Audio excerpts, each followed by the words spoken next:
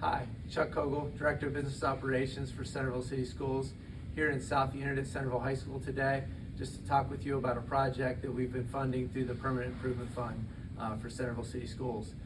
Back in 2015, Centerville High School had new HVAC units installed in East, West, and South. In South Unit, though, there was no new ductwork installed.